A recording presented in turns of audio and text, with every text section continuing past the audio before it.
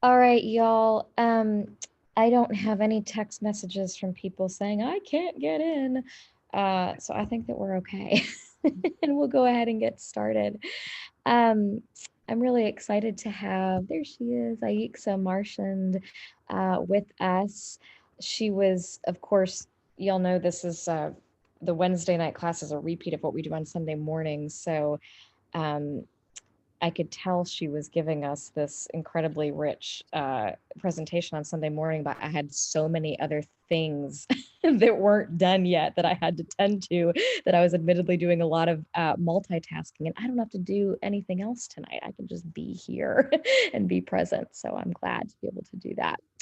Um, Dr. Aixa Marchand is an assistant professor of psychology at Rhodes College.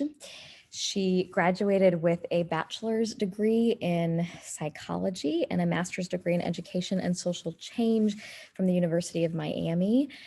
And she also has a doctorate in education and psychology from the University of Michigan in Ann Arbor. Um, she joined the educational studies and psychology departments at Rhodes College, where she teaches educational psychology, statistics, and research methods. And her research focuses on how Black parents make sense of educational inequities and how that relates to their engagement with their children's schools. She is a member of the Family Centered Schools team at the Whole Child Strategies, which is a nonprofit organization here in Memphis that supports children, families, and neighborhoods disproportionately affected by poverty.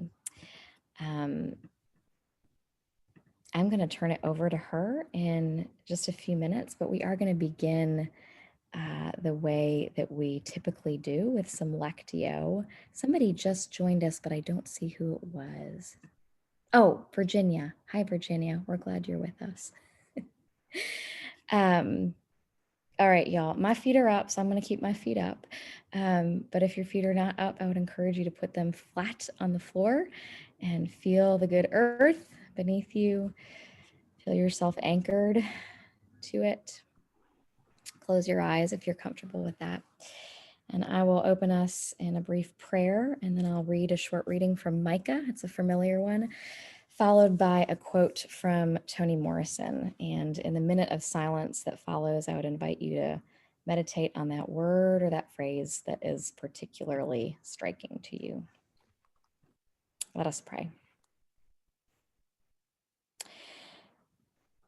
O God, open unto us through these words, both ancient and new,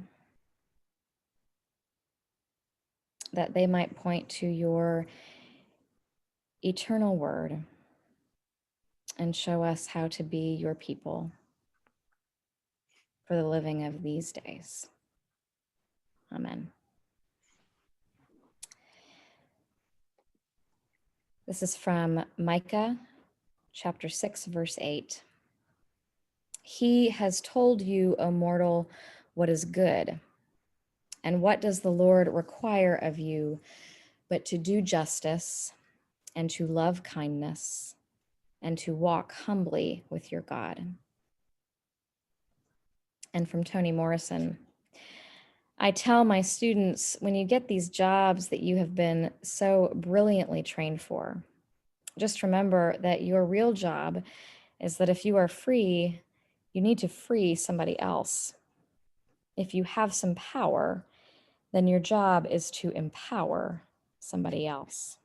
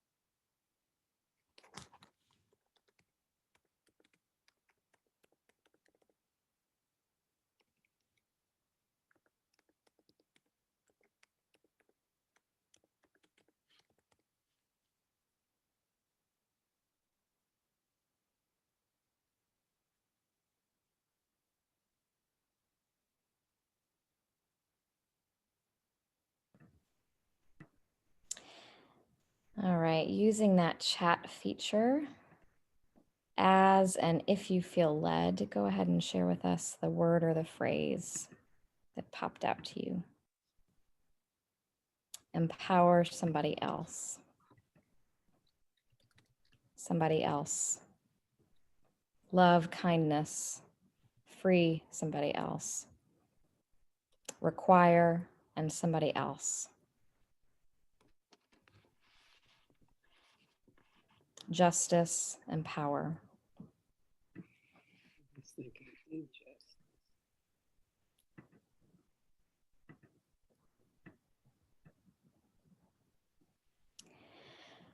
Okay, continue to hold on to that word or that phrase gently, and I'm going to go ahead and read both one more time. And this time, in the minute of silence that follows, meditate on what you think God is saying to us through these words tonight. He has told you, O mortal, what is good. And what does the Lord require of you but to do justice and to love kindness and to walk humbly with your God? I tell my students, when you get these jobs that you have been so brilliantly trained for, just remember that your real job is that if you are free, you need to free somebody else. If you have some power, then your job is to empower somebody else.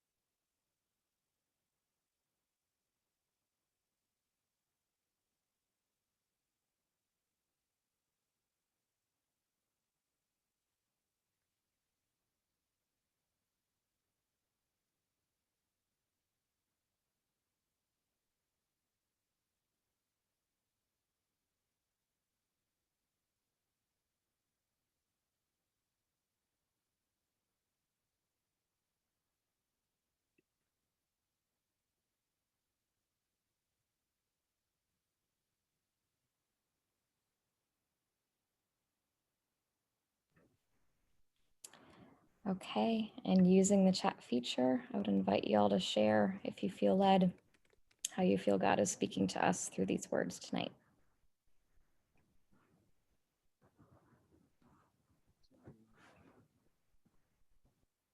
I don't think so. No.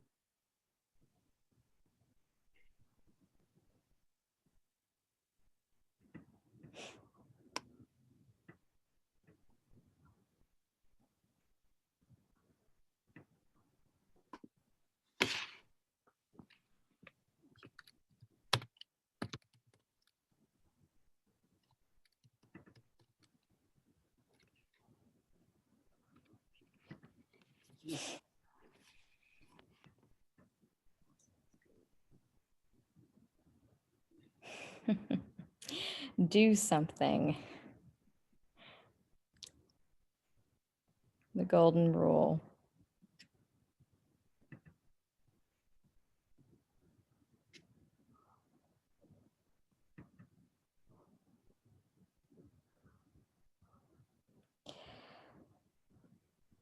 All right, you all. Thank you so much for taking the time and just starting this way. I appreciate it. Megan Clark, welcome. Good to see you. And Aixa, we're so glad that you're with us. I'm going to turn it over to you now. Thank you, Sarah. Good evening, everyone. Thank you for letting me join you today. I really enjoyed, the Sunday morning that I spent with some of, your other peers, and now I'm here tonight with you all, and I'll be here with you all next Wednesday as well. So thank you, Sarah, for the intro. I'm going to go ahead and just begin sharing my screen. So hopefully you all see the slides, right? Perfect. Great. So as Sarah mentioned, I am an assistant professor at Rhodes College. So I am in my second year, so I am a newbie to Memphis. I came from the University of Michigan, where I studied education and psychology. And as Sarah said, I studied undergrad at the University of Miami. And then between undergrad and grad school, I was actually a K through 12 teacher in Miami, Florida. So I taught middle school science in Miami-Dade County Public Schools, which is the fourth largest school district in the nation. So hundreds of schools. So coming here and jumping into Shelby County schools, I had to learn a lot and adjust. And we'll talk a little bit more about Shelby County specifically at the end of this presentation and more next week. So that's a little bit about me. I want to give you all a bit of an overview of what we'll talk about tonight.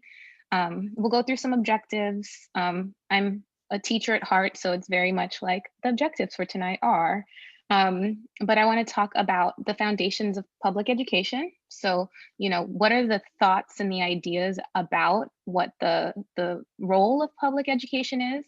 And we'll talk about some differing paradigms, some perspectives about what the whole function of schooling and education is. We'll talk about Brown versus Board of Education, which is, one of the most famous landmark decisions in public education. But we'll talk about some side effects of that or some consequences that maybe don't get talked about as much. We'll get into a discussion about school funding and end with a local example before next week, which will be more so, current day and less of the history of how we got to where we are. So that's what I have in mind. So I'm just going to go ahead and jump in. So as I said, understand varying perspectives about public education, understand, public education pre and post Brown versus Board of Education. Think about how school funding is tied into sort of resegregation. Brown versus Board of Education desegregated schools, but as I'll show you in a bit, schools are actually in some areas more segregated than they were in the 50s. And then we'll learn through a Memphis example, okay? So I first want to get you all thinking about this question, and this is sort of the question I want you all to reflect on as we go through the presentation. So just thinking, in your own experience, in your own observations, has education been the great equalizer? So Horace Mann famously said that education is the great equalizer of men, but really, is it? We'll sort of reflect on that. So we'll revisit this question towards the end of the presentation.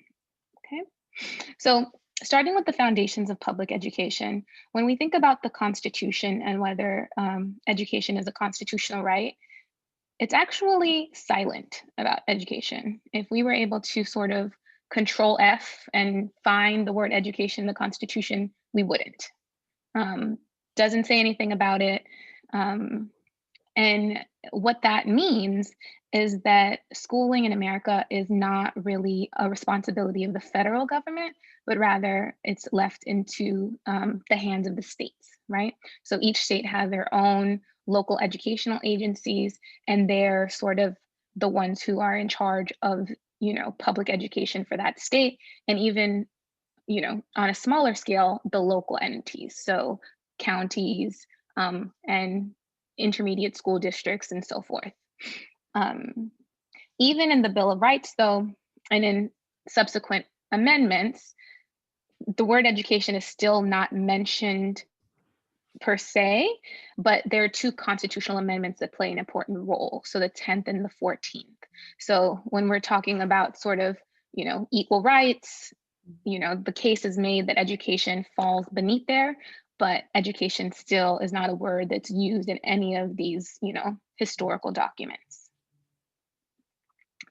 But although, the Constitution and the federal government is pretty silent on it, public schooling still accounts for a large proportion of the youth and the kids in this country, right? So 88% of students nationwide approximately attend public schools, and we see lesser percentages in different forms of schooling.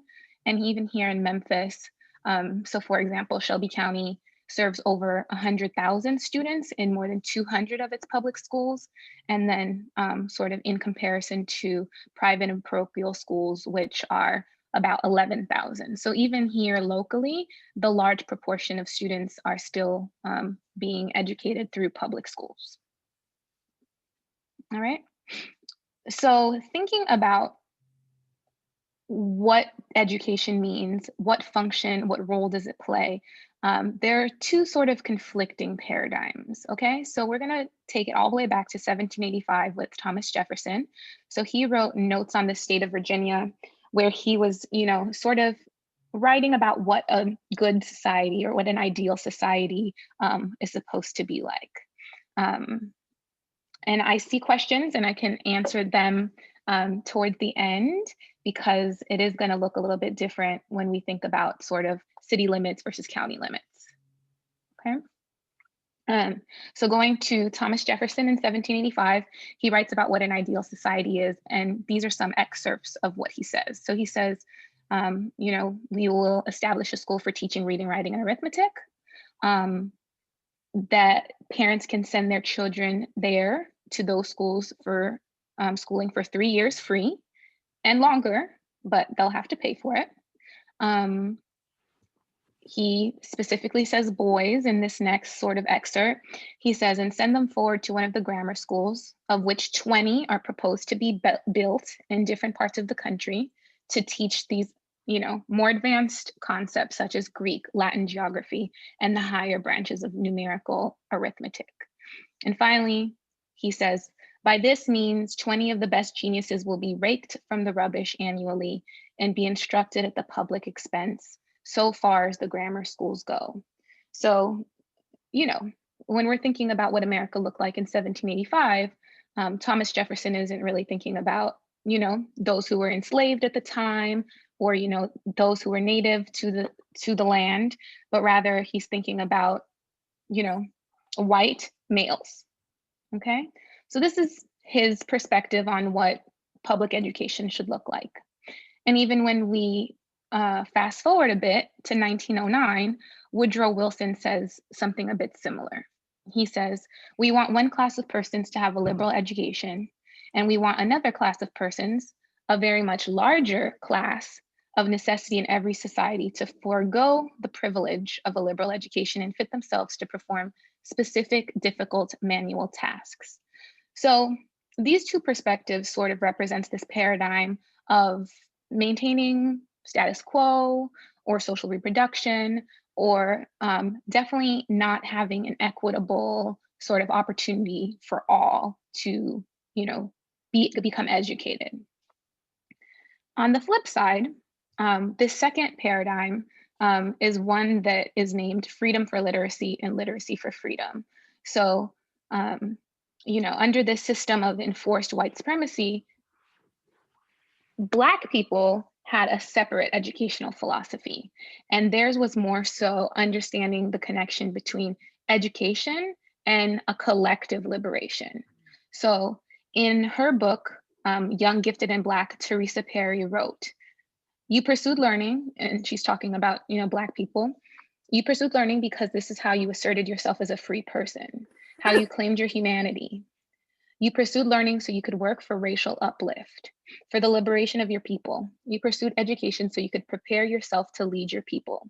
So this is much more a communal sort of sentiment, an understanding of education as for everybody and not just for a small few.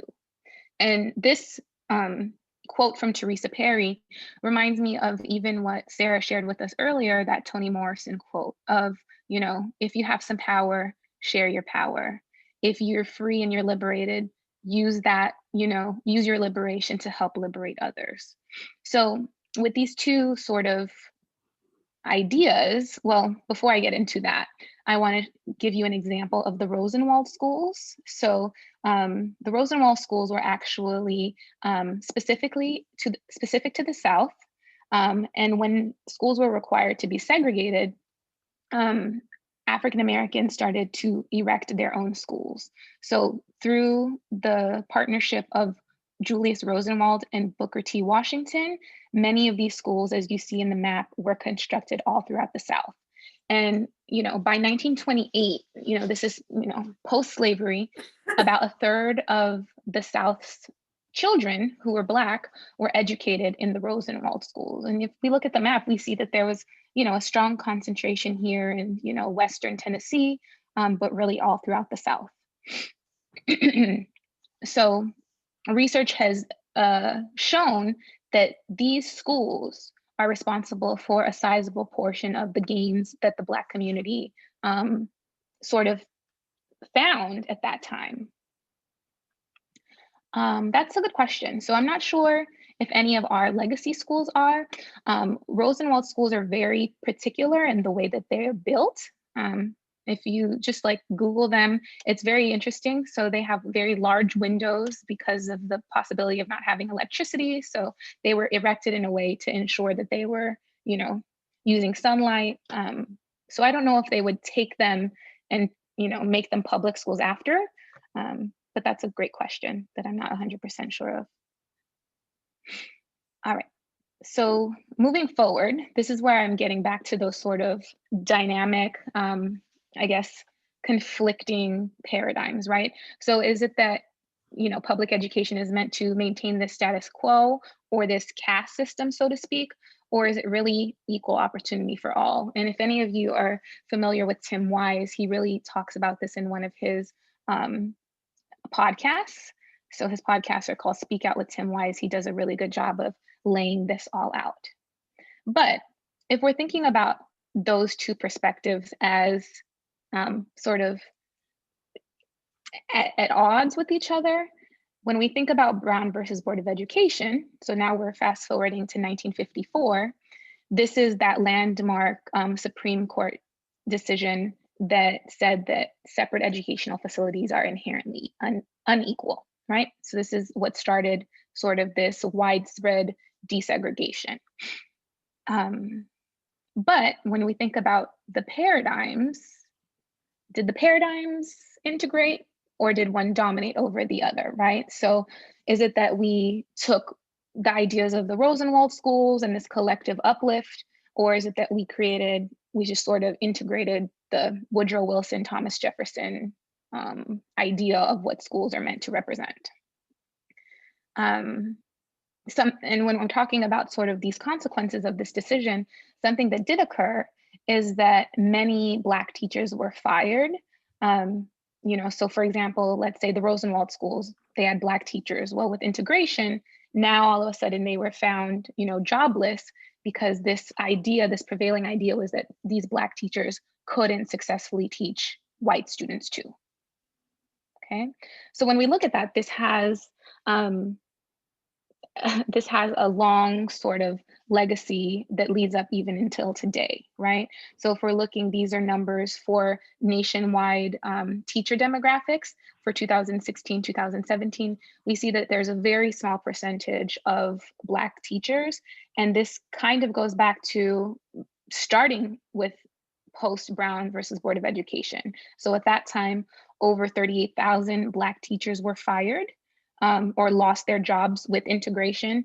And that has, like I said, a long-lasting effect on even what the teacher workforce looks like up until today, okay?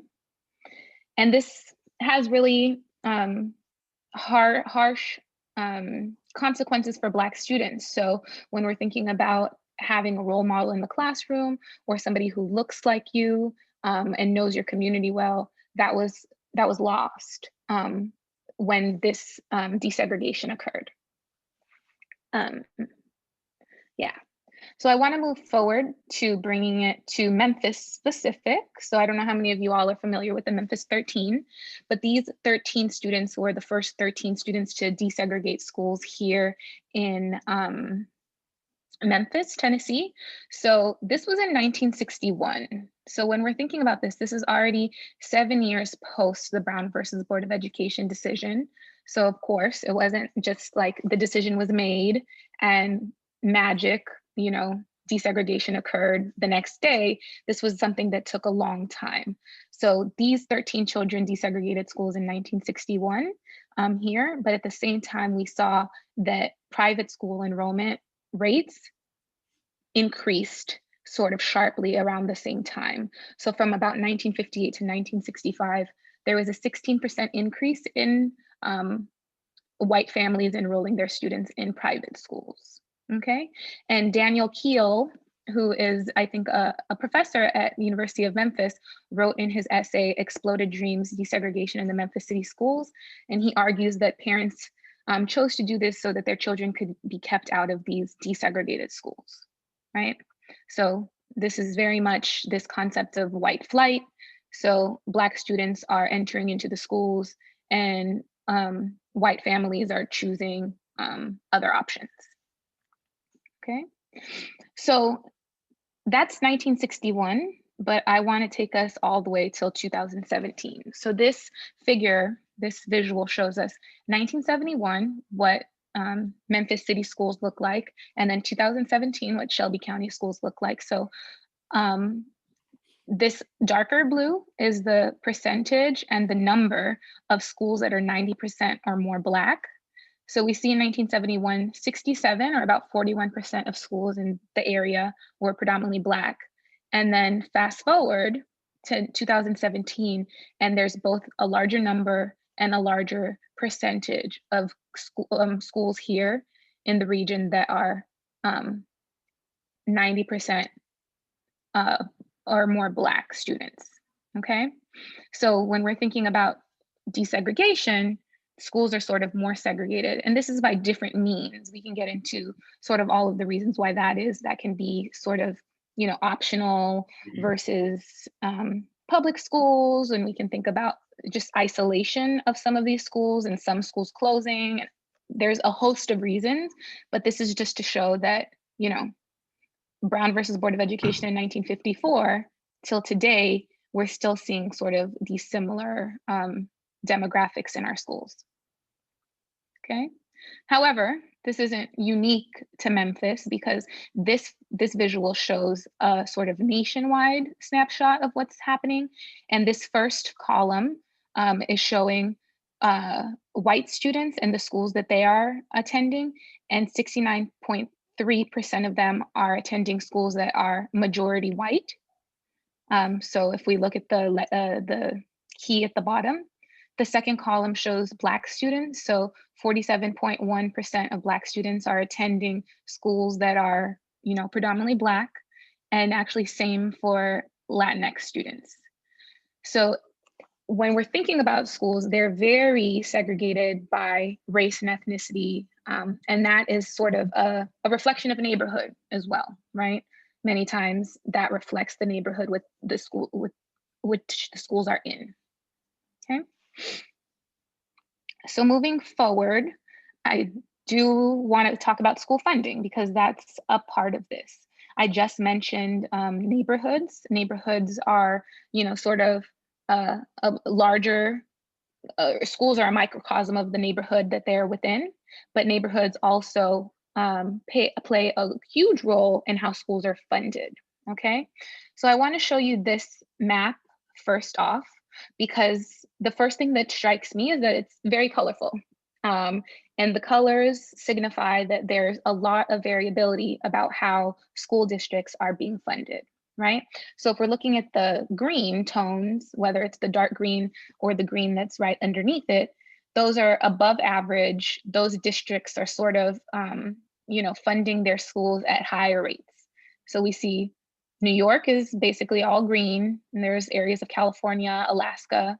But then when we look at this orange and red color, which I see the South and sort of the Rocky Mountain region looks like they are funding their schools at rates below the national average. And part of this is because the Constitution and the federal government is silent on this. So this becomes a very state and local matter. And if we go to this next slide, we see that, you know, as I showed, funding varies widely. And although it does vary widely, school funding generally comes from 3 sources. And that's the ballpark numbers are, it looks like 45% local money, 45% state money, and about 10% federal. So depending on what your region looks like, it's really going to affect how schools are funded, okay? So this leads to a very inequitable model where those who have the greatest need end up getting the least, okay?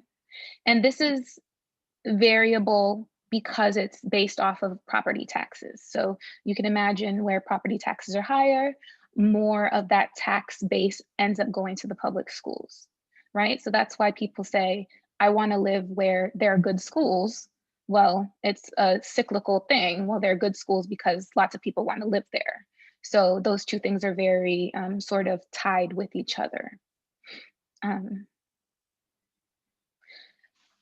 Because this is such a pervasive issue, many states, especially recently, have tried to come up with other models. So there are states and districts that are trying to come up with more equitable solutions. So assessing need and funding based on need instead of these like blanket sort of property tax models.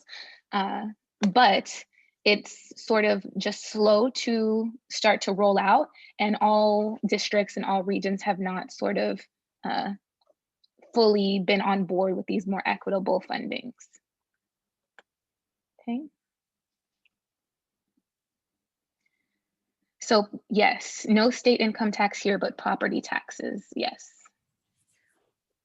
So on the what are some of the models that are, you know, more equitable, so to speak, for funding? What are some of those models look like? Yeah, so many of them rely on looking at sort of test score data to see what schools need to make the most sort of progress.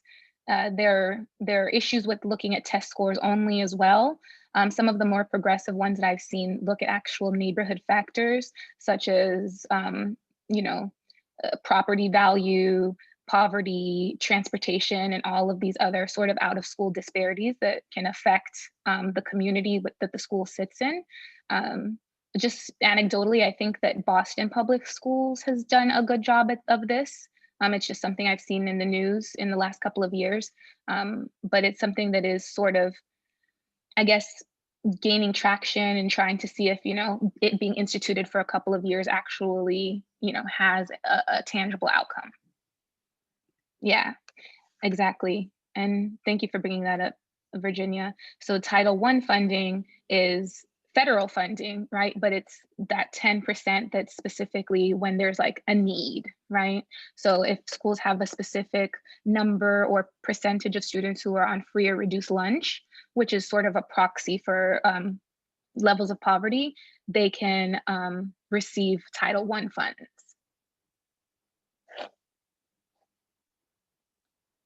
Yeah, thanks for that. So moving forward, like I'm saying, neighborhoods and schools are very intertwined. This is, I know it's a little small, so I'm going to walk you through exactly what we're seeing. So this is an article, a visual from the New York Times article. And what we see, all of these bubbles are districts. And each of these bubbles, so the pink bubbles represent white students, the blue bubbles represent Hispanic or Latinx students, and the green bubbles represent Black students. And it's just sort of charted, you know, sort of grade level progress is the y-axis, sorry. The x-axis is parent socioeconomic status. So the three that are circled here represent Memphis.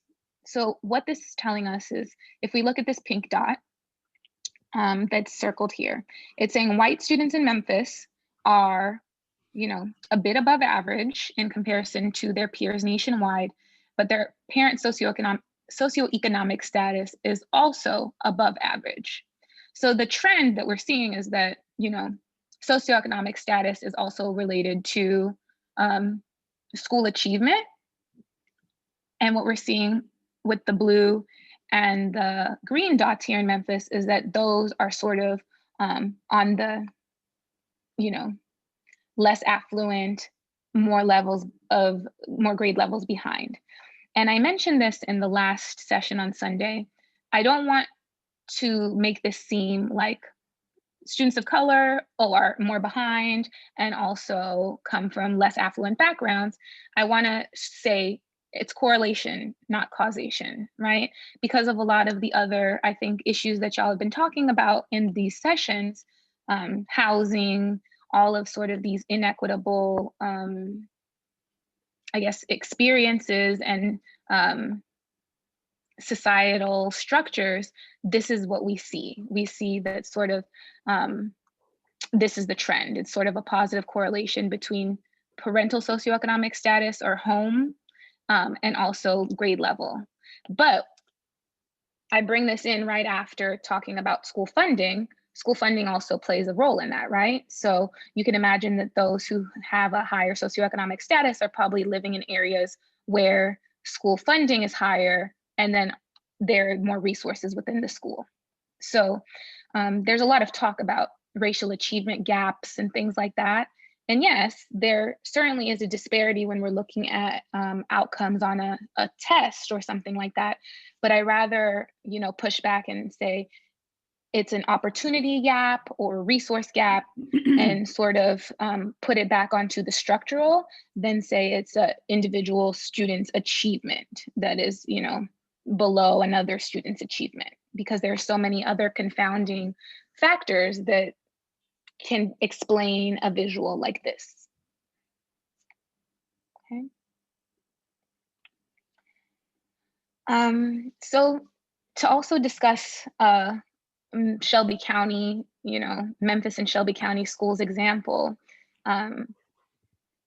I'm sure that many of you all are probably, longer Memphians than I am, but this was something that I had to learn all about when I arrived here in 2019, right?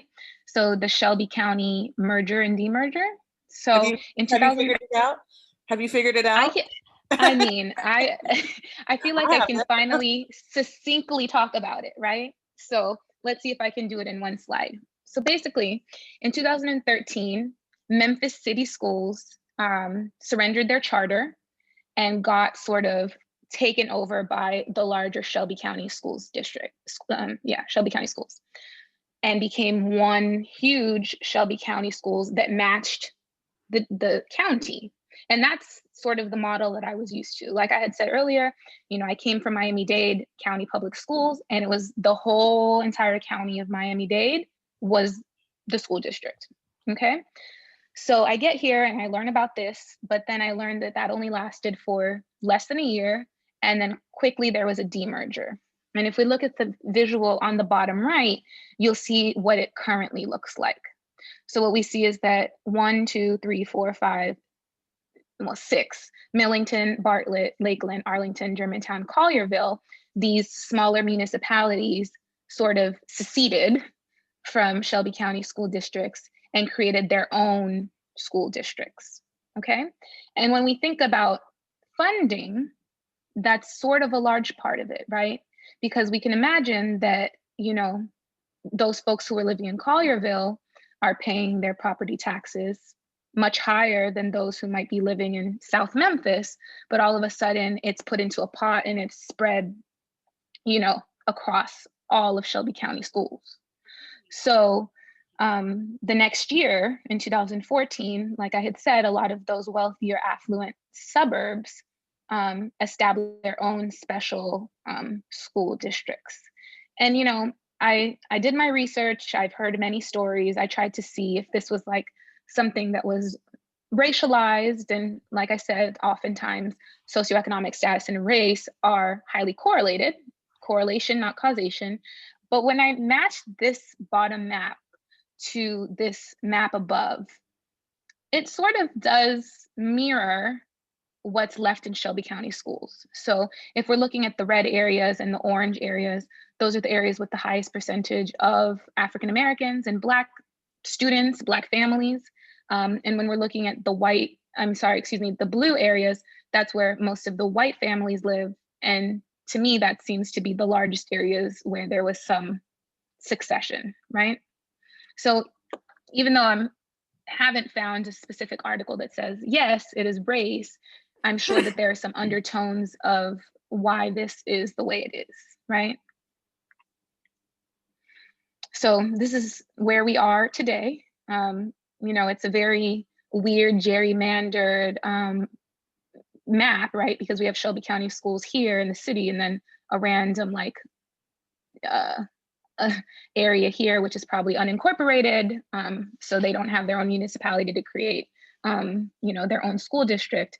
But it does strike me as strange, right? Like, I feel like if anyone were to see this map and just, curious as to how it became this way, right?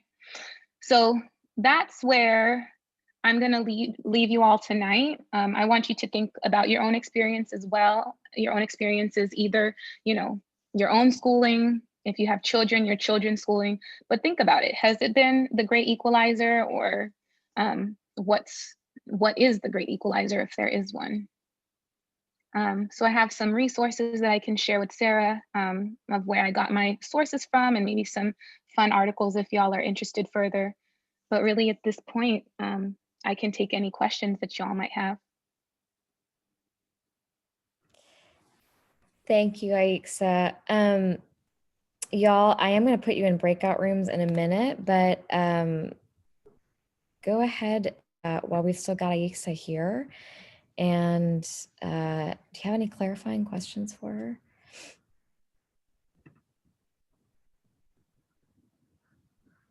Well, yeah. Oh, we are? Yeah. One of the first charts you showed was 2 shades of blue. Mhm. That was early. And I never did understand that. Do you mind? Would it be hard to get back to that?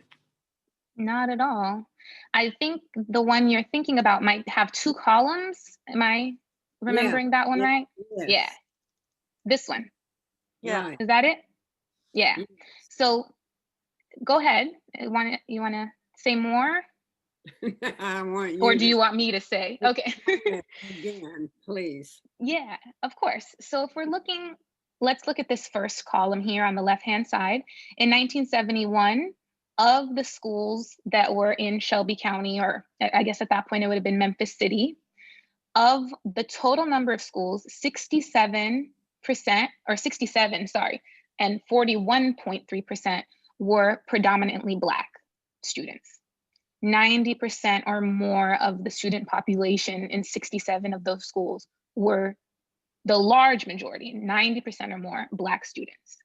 Now, fast forward to 2017, and there's more schools, of course, so it's a taller column, but we see that a larger percentage as well are now predominantly Black, right? So if Brown versus Board of Education did what it was supposed to do properly and integrate schools, we probably should have seen the opposite trend of schools becoming more integrated over time. Rather, what we see is that, over 50 years later, schools are actually more segregated than right after Brown versus Board of Education. Okay, thank you. No problem. It's helpful. Thanks for the question. Were there percentages that showed that 1% were private out of the 100,000 students within the city limits, or was that a countywide number? That was countywide. Yeah, so I gave that first stat earlier with 100,000, over 100,000 countywide, and then it was 11,000 in private school. Is that what you're referring to?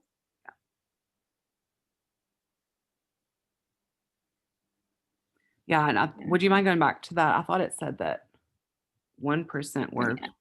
what was the 1% was what was surprising. I thought it was some kind of private.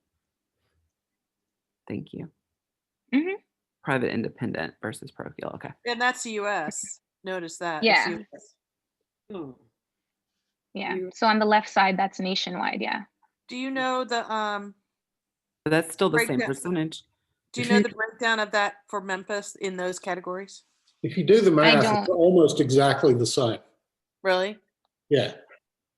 Right, Yeah. but the Shelby County Schools is not the whole county. 100,000 students is not the whole county. That's where Sure. I was confused. Yeah. So it's Shelby County, the weird gerrymandering that I showed you. It's not the whole county because there still are like the other municipalities to take into consideration. So it does not include the special school districts. Like the Achievement School District, is that what you're talking about? Doesn't include Germantown, Collierville, Oh. Millington. Okay. It does not. Yeah, good follow-up questions. Thank you for that. Yeah, so just a consideration, like another striking thing when I moved here is like just driving down Walnut Grove. I find that's like the Corridor private of school wealth? Hall of Fame. The corridor of wealth. I've heard it called that. I've heard that too. But that's where there are a lot of private schools. So I mean, some of this might be an explanation of that and why that's where many of the private schools are located. That and Park Avenue.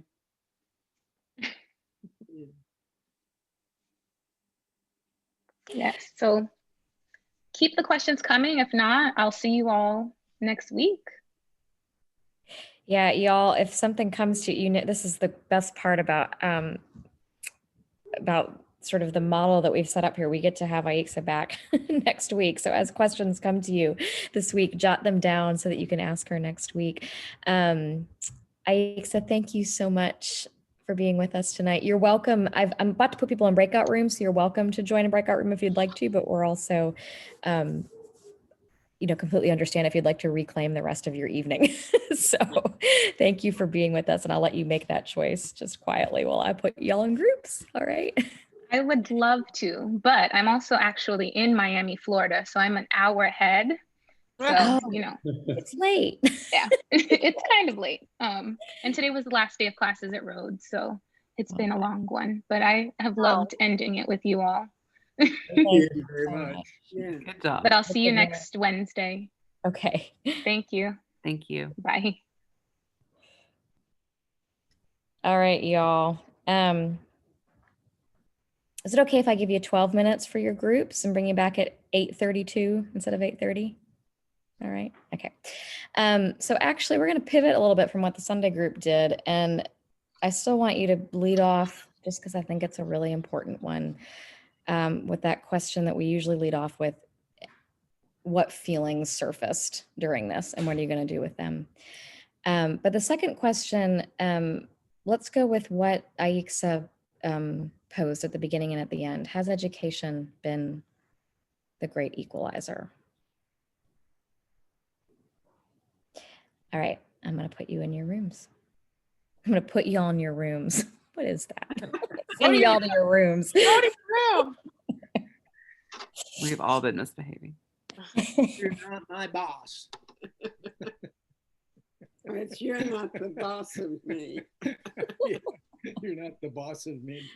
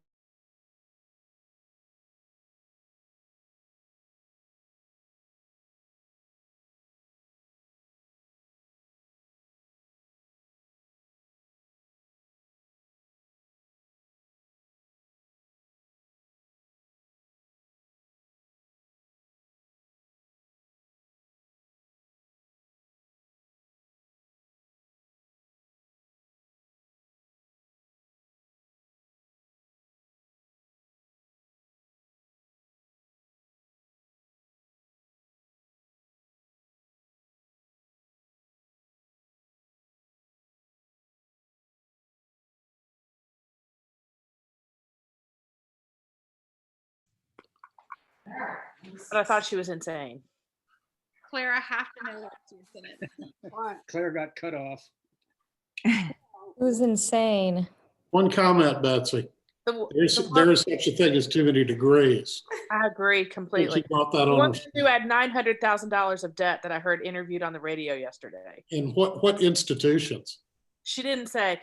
They were talking about if Biden was going to offer loan forgiveness, and she was like, "Well, that's all nice, but $30,000 is really like a drop in the bucket for me. Like it doesn't do much for me. I'm not going to tell you I'm not going to take it or I won't be grateful, but Bad decision. Bad decision making. I agree. Mm. Hey, y'all. We're done now. Sorry. So a really quick housekeeping thing, and it is 8:33 and I'm tired, so I don't actually want to talk about it right now, but I do want y'all to email me. We are in, this is the week of getting all the things for next semester set. So, and that includes this class, this anti-racism class that we are going to continue with in January. One of the questions that the teaching team is going to be looking at is, do we continue with this particular Wednesday class? And I'm admittedly torn because I love this. I love the intimacy of this group. In a lot of ways, this is a lot more fun than the Sunday morning one. The tricky part is that, when we have outside speakers coming in, and we do have them again, we're lining them up for next semester, we are paying them an honorarium every time. And so it's a stewardship question for me at this point. And I can argue it both ways. So what would be helpful to me is if y'all could, between now and Monday, if you could send me a quick email or a text message, something, just to give me your feelings on it. Let me know how you would feel about joining the Sunday class versus not having this individual time, or if you feel strongly about continuing this Wednesday night class. I'd like to know that. So just Sarah, between could now you and even Monday, like if you could send me a record message. the speaker? Could you That's even what I was wondering. like record the That could be an speaker? option. Yeah. If we recorded the speaker, but then had our discussion time. Mm-hmm. I thought That about could be a great option. Yeah. We couldn't ask questions quite as readily, but we could No, look at the Sunday we questions couldn't. at least. But We but could they ask- might ask some of them on Wednesday. I mean, on Sunday. Approximately how many are in the Sunday session? Usually we've had between like 25 and 30 in the Sunday session. Oh, that's great. 5 times, 4 or 5 times? It's a different feeling. I mean, it's a different, and sometimes even more than that. I mean, it fluctuates, but It feels lately. more like lecture, and this feels more like discussion. Yeah. I mean, what I really like about this is like what we're doing right now. We don't do that on Sunday morning because,